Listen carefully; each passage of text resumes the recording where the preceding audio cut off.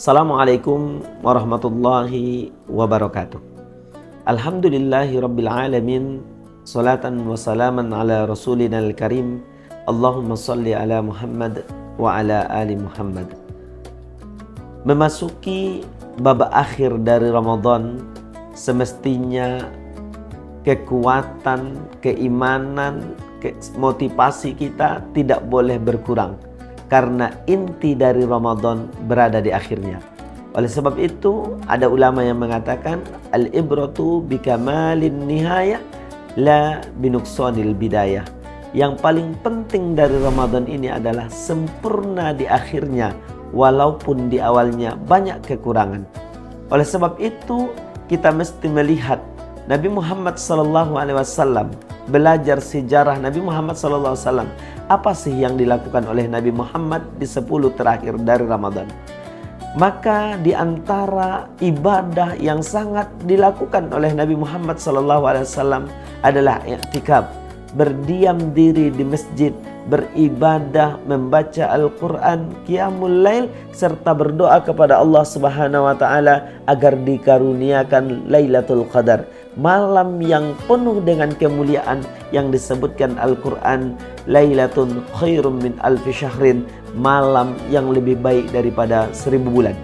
Maka untuk memotivasi diri kita tentang i'tikaf yang dilakukan oleh Rasulullah SAW, kita mesti membaca 2 hadis yang diriwayatkan dari 2 sahabat yang berbeda. Satu diriwayatkan oleh Ummul Mukminin Aisyah radhiyallahu anha, kemudian hadis yang kedua diriwayatkan oleh Abu Hurairah radhiyallahu anhu.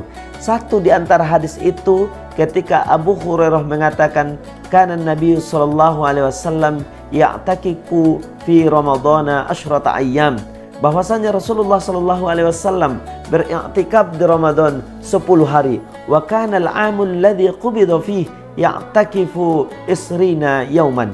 Pada tahun yang Nabi Muhammad SAW meninggal di tahun itu, maka Rasulullah SAW beriktikaf 20 hari.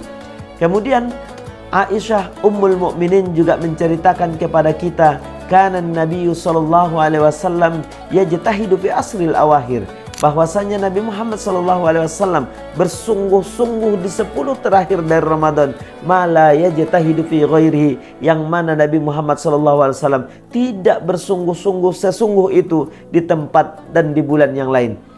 Pemirsa yang dimuliakan Allah Subhanahu wa Ta'ala, maka i'tikaf ini adalah ibadah sunnah muakkadah yang dikerjakan dan hampir tidak ditinggalkan oleh Rasulullah SAW. Maka kita semestinya tidak boleh meninggalkan ibadah yang sangat mulia itu.